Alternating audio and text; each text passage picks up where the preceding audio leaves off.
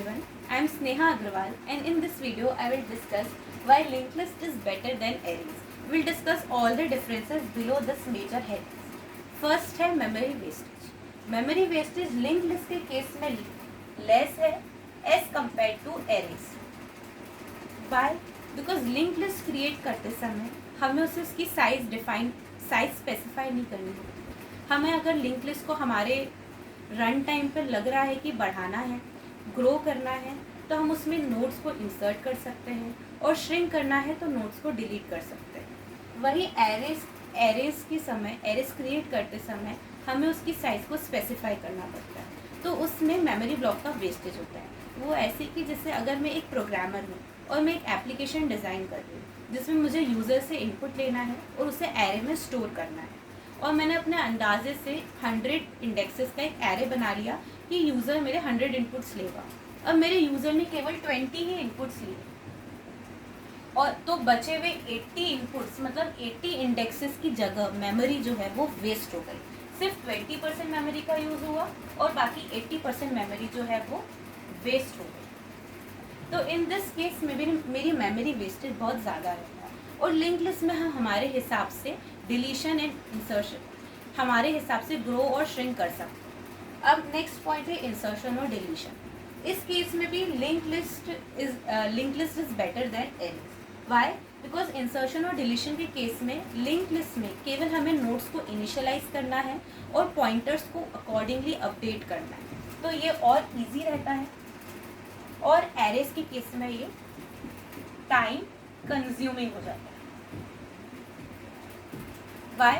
Because array में अगर हम इंसर्शन और डिलीशन करवाएंगे तो उसके बाद के और पहले के सभी एलिमेंट्स को हमें शिफ्ट करना पड़ेगा, तो ये एक टाइम कंज्यूमिंग और थोड़ी कॉम्प्लेक्स प्रोसीजर हो जाता है. इस वजह से और लिंक लिस्ट में केवल पॉइंटर्स को हमें चेंज करना पड़ता है, पॉइंटर्स को अपडेट करना पड़ता है, इसलिए ये सिंपल है. नेक्स्ट है इम्प्लीमेंटेशन. कॉम्प्लेक्स डेटा स्ट्रक्चर जैसे कि क्यूज, स्टैक्स, हैश टेबल्स, इन सब का इम्प्लीमेंटेशन भी लिंक लिस्ट में सिंपल रहता है as compare to arrays. Simple and it is difficult. क्यों? क्योंकि लिंक लिस्ट का जो स्ट्रक्चर है वो बहुत सिंपल होता है. उसमें एक फील्ड में हमारा डेटा प्रेजेंट होता है और दूसरी फील्ड में हमारे पॉइंटर्स जो दूसरे नोड्स को पॉइंट कर रहे हैं. तो इस सिंपल स्ट्रक्चर में एलिमेंट्स के बीच का कनेक्शन मेंटेन करना बहुत ईजी हो जाता है. इस वजह से इस इम्प्लीमेंटेशन जो है वो लिंक लिस्ट में ज़्यादा सिंपल है. अब मेमोरी एफिशिएंसी.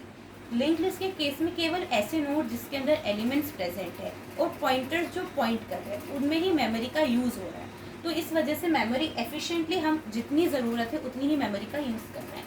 लेकिन एरेज के केस में हम पहले से ही मेमोरी को स्पेसिफाई कर दे रहे हैं, पहले से ही मेमोरी को एलोकेट कर रहे हैं, तो उस केस में अगर हमारी जितनी ज़रूरत है उतनी मेमोरी तो फिल हो गई और जो बची हुई मेमोरी है उसको हम फ्री नहीं कर पा रहे, तो उस वजह से मेमोरी का वेस्टेज हो रहा है. अब उसके बाद में है तो इसमें यूज़ प्रॉपरली हो रहा है और इसमें वेस्टेज हो रहा है. अब नेक्स्ट है रैंडम एक्सेस.